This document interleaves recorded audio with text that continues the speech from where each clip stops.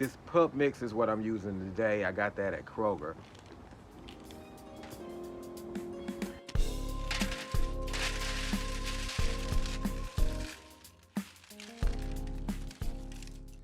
And to that, I'm going to be adding about a half a box of Cheez-Its. Me and my wife love Cheez-Its, so I'm going to put some of those in there as well.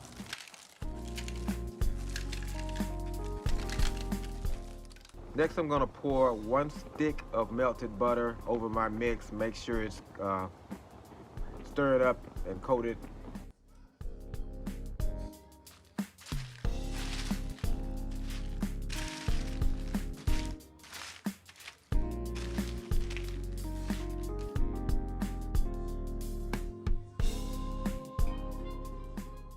Once it's all coated, I'm going to sprinkle some AP rub all over everything just to give it a nice little flavor. And this time I'm using the Gospel AP rub. You can buy that at Lowe's, at least here in Texas you can.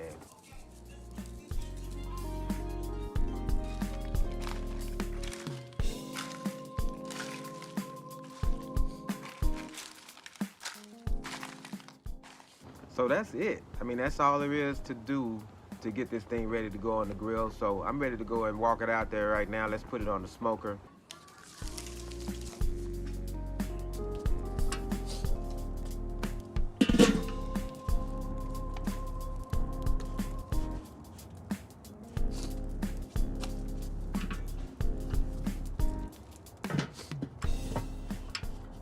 I'm gonna come back about every 15 minutes and just stir everything up so that everything is getting smoked. But remember, we're not cooking anything here. We're just getting smoke on it. So about an hour at the most is about all we need. So every 15 minutes, I'm gonna come out here. I'm not gonna bring you back for every one of those, but that's how it goes down.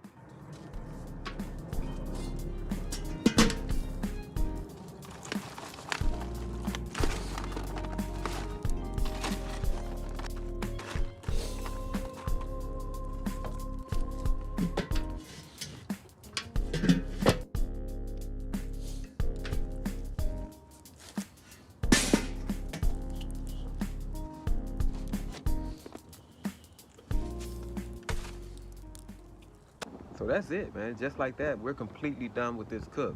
Now, I do have a little tip for you, and it's based on something that happened to me once a while back. I smoked some popcorn, and right after we smoked it, we put it all in bags and stuff. We were gonna hand it out and stuff like that. But what we found out is that, like, the next day, it was like intense. The smoke was like really, really, really intense to the point that you couldn't hardly eat it. I've done this twice now in the last week, and what I did to keep that from happening is I just let it sit on the counter uncovered, no foil paper or anything, overnight. And the next night it mellowed out and it was fine. We were able to put it into bags and stuff like that with no problem. I do recommend giving it a little time to release any excess smoke before you cover it up or before you put it into bags. Otherwise, that's it, man. This is a hit. I'm definitely going to be adding this to my Super Bowl menu, but we're just going to do it on a regular basis just on GP, just because it's that good. We always keep some salty snacks of some kind around here just to be watching TV and hanging out. And this stuff is really, really, really delicious. I want you to try it. If you try it, come back and let me know. Get in the comments, let me know how it went. It's Ron on the Grill, y'all. Peace.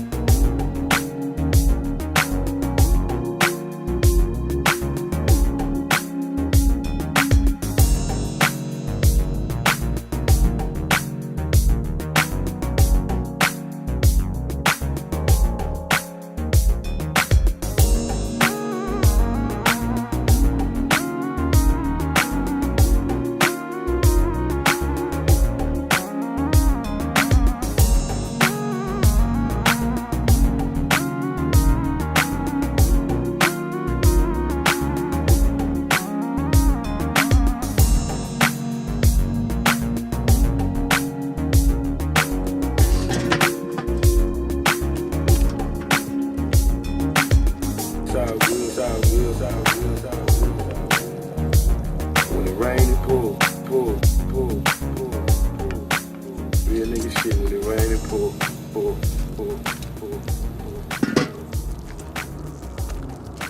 It's the block. We're gonna keep pushing, dog. We're gonna keep on pushing.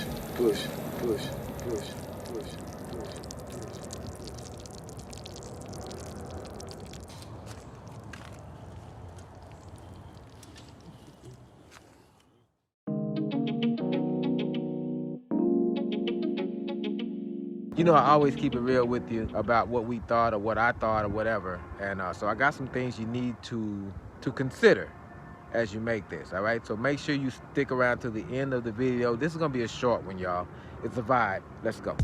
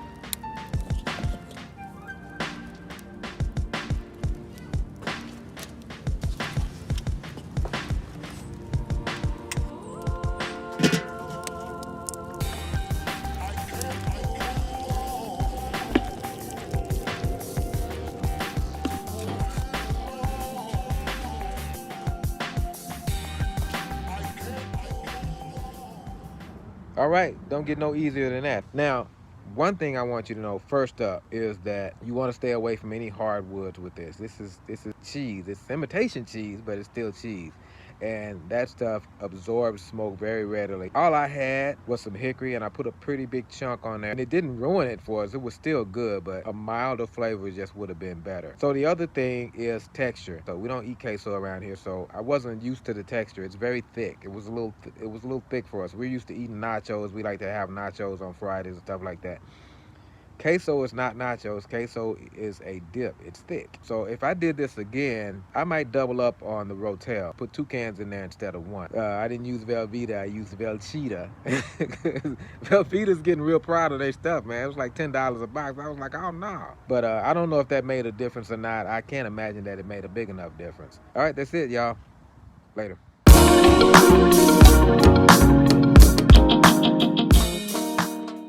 Frozen wings can be put on the grill directly from frozen, and they can be very easy, quick. Now I'm going to use the Vortex for this cook because I'm not sure about this breading that's on there, and I want to be sure I can get it crispy. So I'm going to use my Vortex today. So let's get over here and get the grill set up for it. So the first thing we need to do is cover the entire grill grate with foil. Place our Vortex in the middle and then remove all of the foil from the center. The reason why we want to remove all the foil from the center is, of course, we need oxygen going up to the coals. So we got to have that foil out of there so that the coals can get oxygen. But we want it around the outside as well because this is where our wings will be. So this is just going to help us keep the grill a little clean. It's going to catch most of the oil and grease drippings and stuff like that. It also serves as a barrier to keep down excess heat loss. We want all of the heat going directly up through the center of that Vortex, hitting the lid and then coming down and out. That's the magic of the Vortex. So we got that set up. Now let's move on to lighting coals.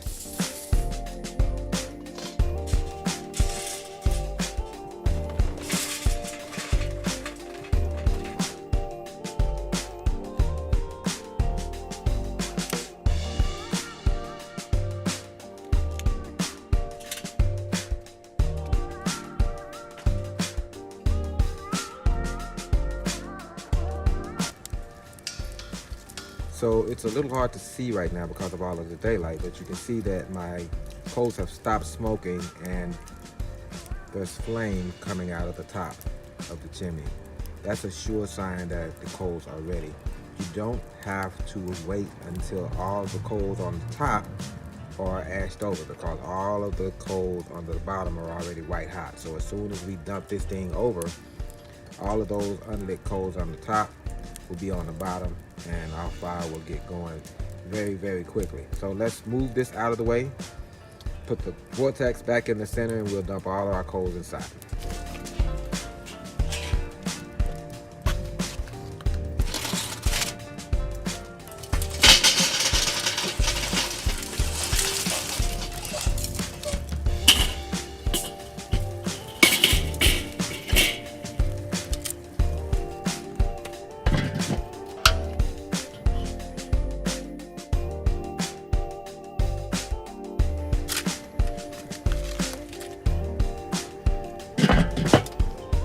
This vortex does not play around, man. It comes up to temp very fast, and the temperatures are very hot. So anytime you're using one, you need to exercise caution. When you're putting your hand, reaching over the top of it, man, anything, it gets hot, and it gets hot really quickly. Let's give this about another 10 minutes to max out, and then we'll put our chicken wings on.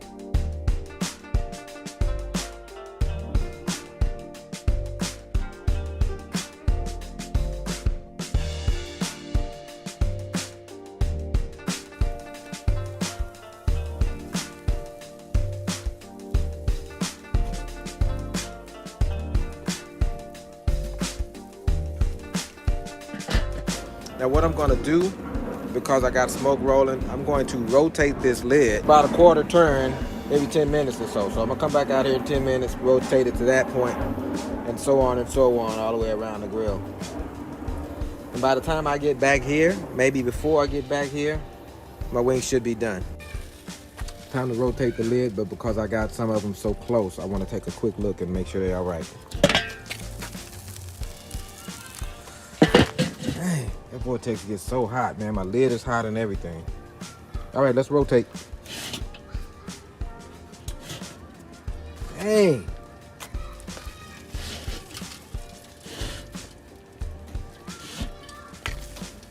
Set a timer for another 10.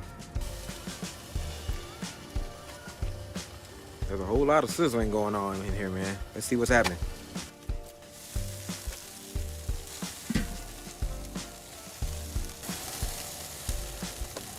They're shrinking up a little bit, so now I got a little bit more room. So let's put him in there.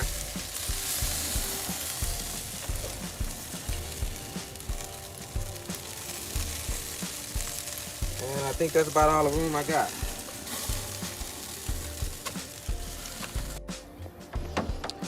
I'm going out for another check and another turn, but I'm taking my probe with me because I got a feeling, man. I got a feeling these joints might be ready. Let's see what's going on. Woo. Oh man, pass ready. I gotta go in here and get my pan, man. These are ready.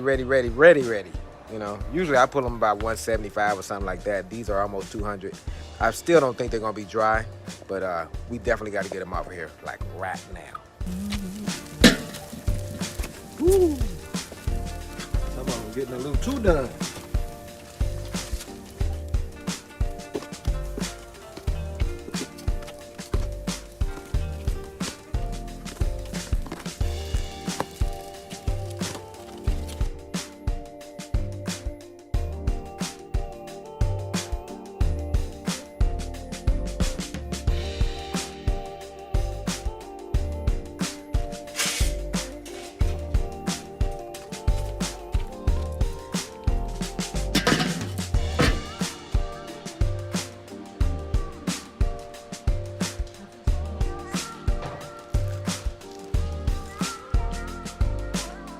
All right, guys, so those wings are perfect.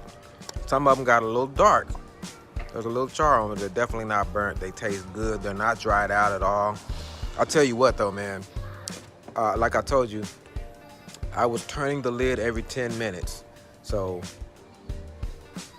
I don't think I really needed to turn it that last time. So that means theoretically, these wings were good to go in 20 minutes. I left them on another 10 minutes. I didn't have to. That breading that they put on there got nice and crispy. One thing they did have is a good seasoning profile. We don't really need to put any more seasoning on them. Just some barbecue sauce maybe. We'll toss them in some barbecue sauce or something like that. But the seasoning on these were good already. Of course, there was no smoke on there. We got a little applewood smoke now. These were good, man. So it just goes to show you, on a weeknight, you can get on the grill and have something done in 20 minutes, man. Some wings, hot, fresh, crispy wings in 20 minutes with that Vortex, man. I can't say enough about it. It is the only accessory I have right now. Everything else I do with a pair of tongs and my Weber kettle. The Vortex is worth buying, I can say that. If you like wings, you do them a lot, it's worth buying, but you can do a lot of other stuff besides wing with that thing. And I recommend it. All right, hot and fresh wings, store-bought, pre-breaded, everything. Out of the package, onto the grill, done in 20 minutes, man. What you want? What else you want? You know? All right.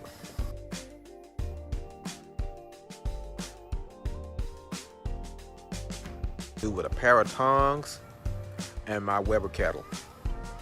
The Vortex is worth buying, I can say that. If you like wings, you do them a lot, it's worth buying, but you can do a lot of other stuff besides wing with that thing. And I recommend it. All right, hot and fresh wings, store-bought, pre-breaded, everything. Out of the package, onto the grill, done in 20 minutes, man. What you want? What else you want? You know? All right.